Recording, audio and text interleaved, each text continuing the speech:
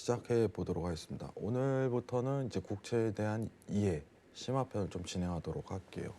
저희가 이제 전에는 이제 국채가 무엇인지에 대해서 조금 간단한 이해를 했어요. 국채가 무엇인가? 국가가 발행한 채권, 왜 국채 금리와 국채 가격은 반비례하는가? 국채가 왜 이제 증시에 영향을 미치는지 간단한 정리를 했죠, 여러분들. 자, 그러면은 국채 금리가 급등하면은 제가 뭐라고 했어요? 증시가 내려간다고 전일 얘기를 했습니다. 이해하실 거예요. 이해하실 거예요. 국채 금리가 올라가게 되면 내려간다. 자, 그 상관도에 대한 의미는요, 여러분들 보시면은 여기 명목금리 보이시죠? 이게 10년물 국채 금리라고 얘기를 했습니다. 자, 이 왼쪽에 있는 명목금리가 지금 오른쪽에 보시는 파랑선이에요, 여러분들. 자, 이거 물가 상승률 보이시죠? 이게 빨간 선이에요. 여러분들 물가 상승률이 더 높죠? 그럼 실질 금리가 마이너스에 해당된다. 마이너스에. 자, 그래프를 보시면은 어떻게 보면은 이때부터 이제 이격이 소극화되죠. 그죠? 소극화되죠. 점점 역전되고 팬데믹 이후에 돈을 찍어내기 때문에 돈에 대한 가치는 떨어지고 물건에 대한 가격은 오름으로써 역전 현상이 펼쳐지는 거예요, 상황이. 자, 그러면 이런 실질금리가 마이너스 구간일 때는 뭐라고 했어요? 돈에 대한 이동이죠. 자본에 대한 이동. 그죠? 자본에 대한 이동입니다. 위험자산인 증시에 돈이 쏠리는 현상이 계속적으로 펼쳐지는 거예요. 자, 우리가 지금 이제 나라별로 부동산, 주식 이렇게 돈이 쏠리는 현상이 펼쳐지는데 실질금리가 마이너스일 때 부동산을 이해하면 오히려 더 쉬울 수도 있어요. 우리가 직접적으로 경험하기 때문에. 최근 부동산에 대한 가격 거품이 굉장히 심화된 상태잖아요. 여러분들 다들 아실 거예요. 근데 전 세계가 심화된다는 표현을 하잖아요. 왜 그러냐? 전 세계가 돈을 찍어내고 있는 과정이기 때문에 실질금리가 계속적으로 하락 구간에 맴도는 현상이 펼쳐져서 부동산 투자가 오히려 그 찍어내는 양이 들어가고 있다라고 표현할 수 있는 거예요. 그러면 이거는 어떻게 보면 경제 현상인 거죠, 하나의 경제 현상. 사실 어떻게 보면은 나라에 대한 재정 정책, 어떻게 보면은 세금 정책에 대한 그 못 잡았기 때보다는 팬데믹이라는 어떤 희귀한 현상이 하나 발생해서 이제 화폐를 찍어냄으로써 가능했던 일이라고 생각을 합니다. 자, 그러면은 이 마이너스 구간일 때 어떻게 보면은 어떤 현상이 펼쳐지냐? 예, 지금 벌려져 있죠, 여러분들. 증시가 가파른 상승률을 기록을 해버립니다. 왜냐? 돈이 계속 쏠리는 현상만 펼쳐지기 때문에. 쏠리는 현상. 팬데믹 이전에는 사실 이제 기업 성과라든가 이런 평가가 굉장히 기준치를 잡았어요, 여러분들. 근데 팬데믹 이후에는 이제 한번 하락폭을 기록하고 나서 이제 유동성 시장으로 바뀌어버린 거예요. FOMC에서 우리는 이제 채권 매입을 할 거야. 이 뜻은 결국 우리는 달러를 찍어낼 거야. 이 뜻하고 똑같기 때문에. 그죠? 자, 다음 영상 볼게요. 자, 왼쪽에 보시면은 이게 이제 코로나 이제 팬데믹 이후에 나타났던 증시 상황이죠. 심지어 지금도 신고점을 갱신하려고 지금 간당간당 하고 있습니다. 오늘 보시는 차트인데 더 가파른 상승률을 기록합니다. 이 구간일 때. 실질금리가 마이너스라고 표현하는 거예요. 다시 한번 설명드리지만 미국 국채금리입니다, 파란색은. 그리고 빨간색은 여러분들 물가 상승률이에요. 흔히 이제 10년물 기대 인플레이션이라고 표현을 하죠. BEI라고 하는데 물가 상승률은 계속적으로 올라가는 게 어떻게 보면 달러를 계속적으로 찍어냄으로써 상대적으로 이제 재화에 대한 가치는 올라가는 현상이 펼쳐지는 거예요. 자, 그러면 찍어내는 이 돈이 결국은 위험자산으로 쏠린다. 왜냐? 돈은 배당받고 싶어 하기 때문에. 그럼 증시가 올라갈 수밖에 없어요. 자, 기억하셔야 됩니다. 우리 뭐다? 증시는 이제 물가 상승률과 국채와 연관이 있다. 실질 금리를 직접적으로 봐야 되는 수단입니다. 제가 그래서 바라보는 시점은 뭐냐면은 이제 시청자분들 제일 궁금한 건 이거잖아요. 증시 언제 무너질까요? 그죠? 마이클 버리 그 미국 그 영화의 어떤 주인공이 모멘텀이 됐던 그 실제 주인공도 지금 계속적으로 얘기하고 있지만은 그죠? 언제 이게 전초전을 펼칠까라는 얘기를 한다면은 제가 보는 기준은요. 조정에 대한 가능성은요. 여기 보는 이 수급, 물가 상승률과 어떤 10년물 국채 금리의 이격이 줄어들어야 돼요. 지금 현상에선. 자, 유동성에 대한 시장으로 유동이 꺾일 때 떨어지는 게 어떻게 보면 맞는 거죠. 그때 돈이 빠져나온다라고 생각하시면 좋을 것 같아요. 돈이 빠져나오려면 이 오른쪽에 보이시는 파랑선과 빨간선의 간격이 쪼그라들어야 됩니다. 점점 붙어야 돼요. 자, 다른 뜻으로 하면 뭐예요? 미국 국채에 대한 금리 급등 요인이 증시를 조정을 일으킬 것이다 라고 판단할 수 있죠. 내용이 이제 심화로 가기 때문에 지금 난처하죠. 예, 시청자분들 지금 어리둥절할 수도 있어요. 지금 귀 쫑긋하고 계신 것 같아요. 네, 걱정이에요. 그래서 제가 오늘 준비하면서도 걱정을 했는데 네. 다시 한번 설명을 할게요. 근데 기다리신 분들이 많은 것 같아요. 자, 빨간 선과 파란 선이 줄어들어야지 시장에 대한 조정이 들어갑니다. 시장에 대한 조정이. 자, 왜냐하면 이 줄어든다는 건 뭐냐면 실질 금리에 대한 상승이에요. 실질 금리에 대한 상승. 그럼 실질 금리가 상승한다면은 유동성에 의해 올라간 시장이 유동성이 빠져나옴으로써 조정이 들어가게 돼요. 사실 이걸 기대하는 게 테이퍼링이었죠. 이건 이따 설명드릴 거예요. 이제 페드 전략으로 이게 증시의 영향이에요. 자, 그러면은 미국 국채와 굉장히 밀접한 관계를 가지죠. 왜냐? 실질 금리를 구하는 공식에 있어서는 미국 10년물 국채 금리가 기준이 되니까. 그게 곧 명목 금리잖아요. 자, 이게 증시에 영향을 미치는 요인입니다. 자, 두 번째 한번 보도록 할게요. 자, 이번엔 달러에 미치는 영향 한번 보도록 할게요. 자, 오른쪽 그래프는 뭐냐면은 FOMC의 어떤 자산 규모를 보여주는 양입니다. 자산 규모. 왼쪽 차트는 팬데믹 이후에 달러에 대한 변화율이에요. 여러분들. 자, 여러분들 보시면 아시지만은 빨간 선이 이번에는 국채예요. 빨간 선. 여러분들. 이게 MBS 채권이고 자, 이게 총 토탈입니다. 파란 선이. 자, 팬데믹 2020년도 이후에 갑작스럽게 급등을 하죠. 그죠? 이게 무슨 뜻이냐? FOMC가 자산을 흡수했다는 건 그만큼 달러를 찍어냈다는 뜻하고 똑같죠. 그만큼 달러를 찍어냈다. 자, 그러면은 팬데믹 이후에 4조 달러에 육박하던 총 토탈액이 지금 8조 달러를 넘어섰습니다. 라고서 얘기한다면은 팬데믹 이후 페드라는 집단이 찍어낸 달러에 대한 양은 4조 달러다. 그죠? 달러. 원화로 하면은 뭐 5천조 가량 되겠죠. 5천조를 시장에 부어버린 거예요. 1년 반 동안. 지금 시장이요. 5천조를. 말도 안 되는 금액이죠. 예. 5천조를 시장에 부으면은 달러가 이제 과포화 상태가 되기 때문에 가격 하락 요인이죠. 안 그런가요? 달러 양이 많아진 거예요. 그럼 달러에 대한 가치는 그만큼 훼손될 수밖에 없잖아요. 그죠? 그러면은 팬데믹 이후에 어떻게 보면 이 하방에 대한 장세는요. 달러를 그만큼 찍어내기 때문에 가능했다라고서 표현할 수 있는 겁니다. 자, 이것도 국채랑 연관이 있죠. 그죠? 국채를 찍어냄으로써 달러를 공급하는 거기, 국채를 사들임으로써 달러를 공급하는 거기 때문에. 그죠? 맞죠? 여러분들 이해하실 겁니다. 이거는 굉장히 간단히.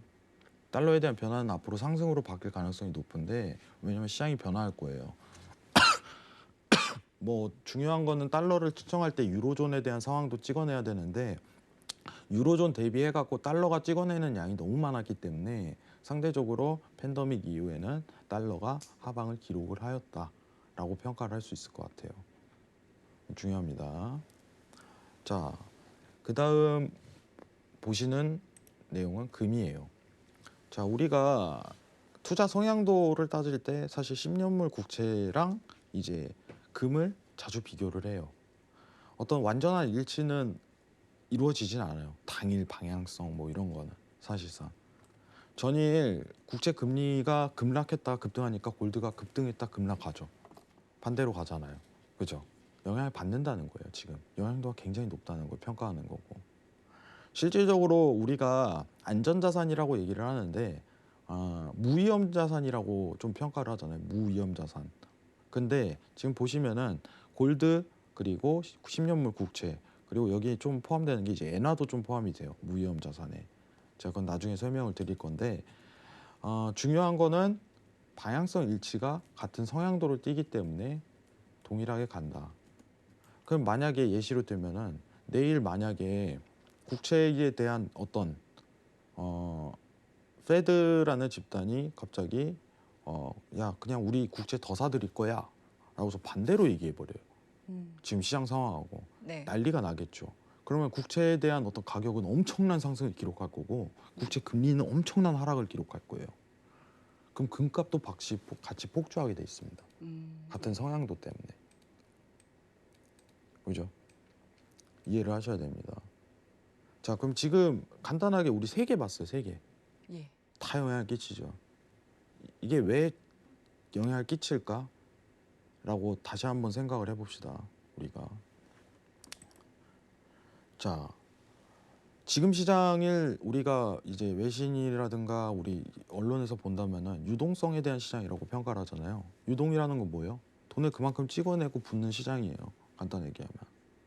자, 돈을 부으려면 그게 기본이 되는 재료는요. 국채입니다. 채권이고. 여기 보시면은 국채랑 이제 MBS 채권을 확대해서 매입하기 때문에 그 돈이 시장에 들어가는 거예요. 상황이. 그러면은 페드라는 집단이 돈을 찍어내고 국채를 사들이고 이제 MBS 채권을 사들이고 하는 어떤 방식에 의해서 시장에 대한 방향도 바뀌겠죠. 시장에 대한 방식도 바뀔 겁니다. 국채 금리도 바뀌는 거고 어떻게 보면은 이제 금값도 바뀌는 거고 달러도 변화를 이루는 거고 페드의 방향성에 의해서. 다만 하나 보게 된다면은 구하는 공식 자체가 달라요. 상황이. 그죠? 면밀하게 자세하게 이제 증시를 보게 된다면은 물가 상승률을 같이 고려해야 되고. 그죠? 달러를 보게 된다면은 이제 패러다임을 봐야 되고. 금이라는 걸 보게 된다면은 구면 좀 직접적으로 연결될 가능성이 높죠. 이해도가 굉장히 높이 필요한 부분입니다. 여러분들. 그러면은 우리가 국채를 알아야지. 우리 외신 보면은 국제경제 어떤 이런 어떤 외신에 보면은요. 여러분들 제일 많이 나오는 게 국채 금리.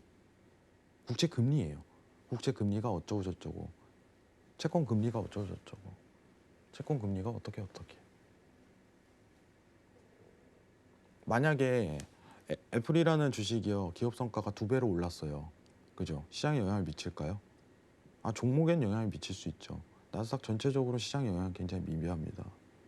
오히려 지금 자금에 대한 유동 흐름이 어떻게 들어가는 과정이 펼쳐지냐에 따라 시장에 대한 거시적인 경제 관점이 달라져요. 그 기본 재료가 국채라는 거예요. 굉장히 중요한 대목입니다. 여러분들. 제가 그래서 진짜 생각을 많이 하고 날 잡아서 어제 이어서 오늘까지 하는 건데 이게 굉장히 중요하기 때문에 여러분들이 이해하시면 정말 도움이 되실 거라고 생각을 해요. 저는. 우리가 어제도 얘기했다시피 국채라는 거는 사실 우리가 직접적인 투자를 활동을 펼치지 못하잖아요. 나라 대 나라로 거래하는 건데 10년물 지금 국채 금리가 1.2% 들어가는데 예시로 들면요. 이자가 1.2%라고 생각을 해보세요. 10년 뒤 받을 금액이. 누가 투자를 하겠습니까? 그쵸. 안 그래요? 안 하죠. 그러니까 개미들은 어떤 직접적인 투자를 활동을 여건을 펼칠 수 없는 상황이 전개가 되는 거예요. 그렇죠?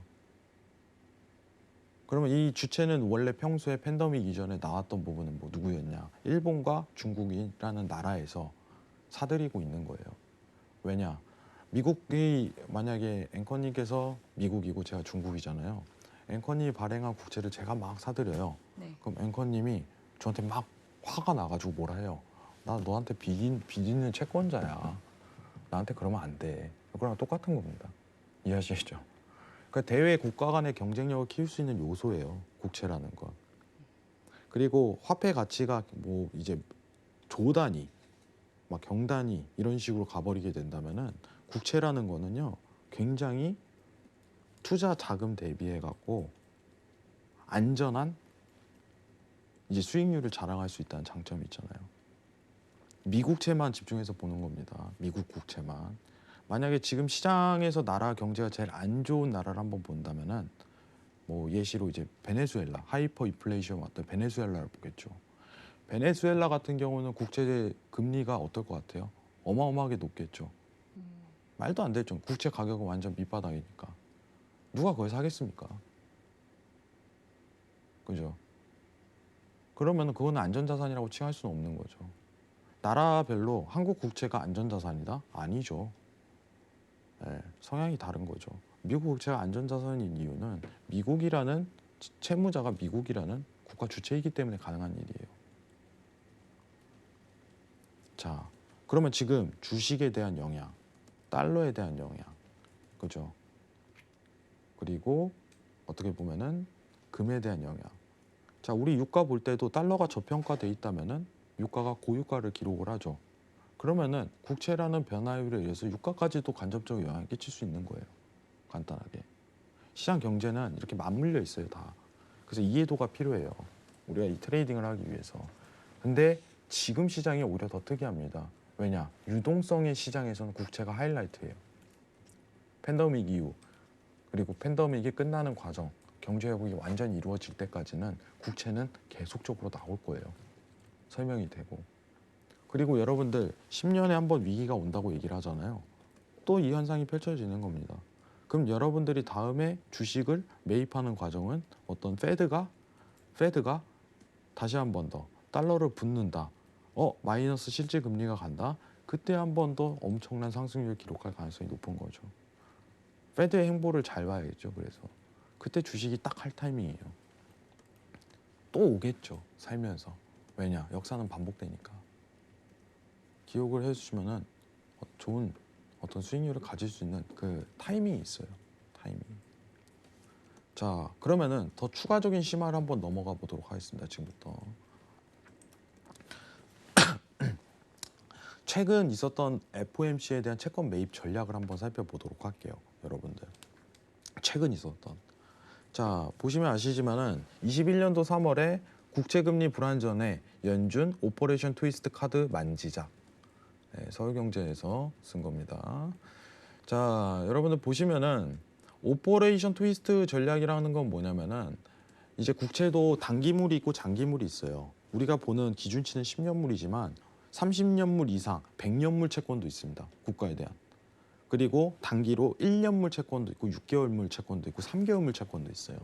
초단기죠. 그죠? 장기물 채권으로 갈수록 어떻게 보면 금리가 높아지겠죠.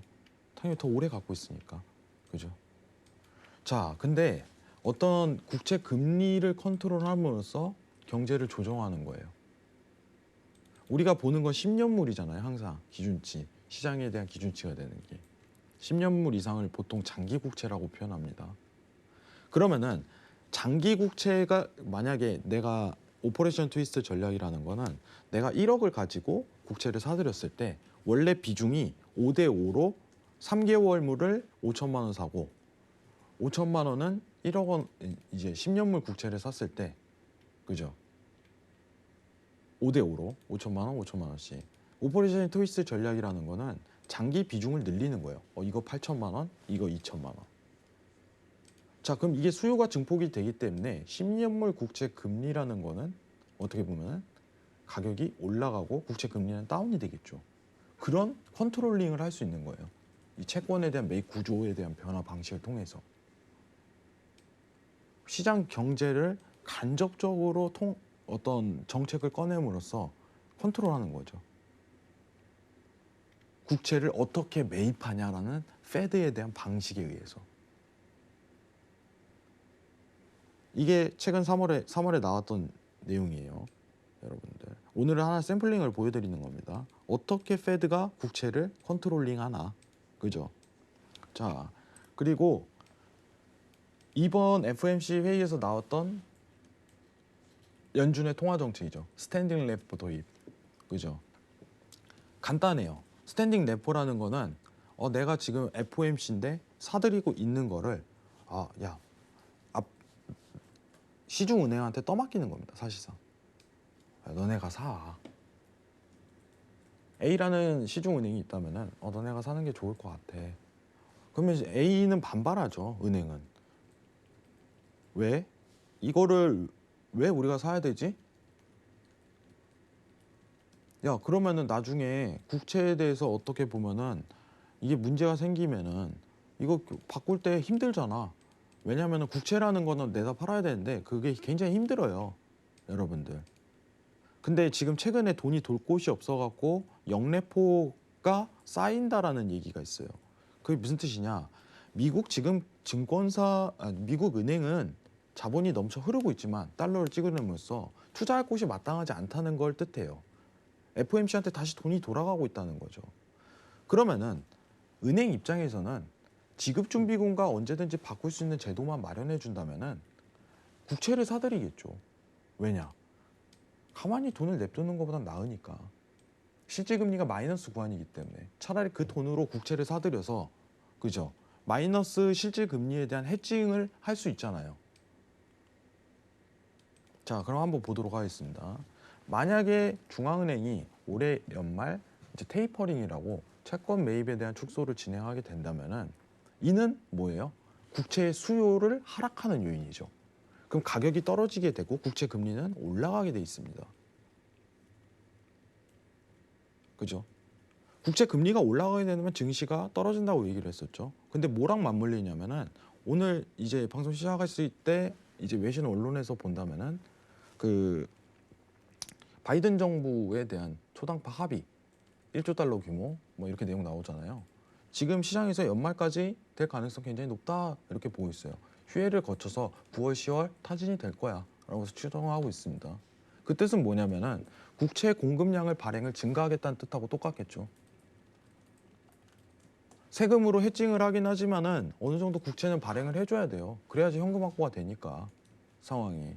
자, 그러면은 바이든 정부는 국채 발행을 연말에 시사하는 가운데 그죠? 국채 수요는 하락하고 국채 공급은 증가하면은 시장의 혼란을 야기시키는 거예요. 그러면은 연준은 우리가 테이퍼링을 진행을 하되 이 수요 부분을 시중은행한테 떠넘기겠어라는 전략이 스탠딩 레포입니다. 그럼 이거는 해칭이 되는 거죠. 그럼 국채 금리가 연말부터는 안전한 상승을 기록하면서 시장에 어떤 큰 변화를 기록하기 힘들 것이다라고서 예측이 되는 거죠. 여기서부터 좀 어렵죠. 갑자기 내용이 어려워졌어요. 제가 이해합니다, 여러분들. 다시 보기를 하시는 게 좀 좋을 것 같은데 이게 최근 전략이에요. 근데 이것도 국채랑 연관이 있죠. 자, 그러면은 시장에 대해서 스탠딩 레포 기준으로 본다면은 아직 떨어지진 않겠네라는 가능성이 시사되는 거죠. 제가 이게 여러분들 한 번 더 이해하시면 여러분한테 큰 도움이 되실 거예요. 근데 스탠딩 레포라는 제도도요, 어떻게 보면 최근에 나온 거잖아요. 새로운 이슈가 계속 생겨요, 채권 관련해서. 근데 이거를 보고서 바로 이해를 하냐 아니냐에 대한 차이가 굉장히 극명하게 날리는 거죠. 자, 일단은 심화편 일부를 좀 마감하도록 하겠습니다.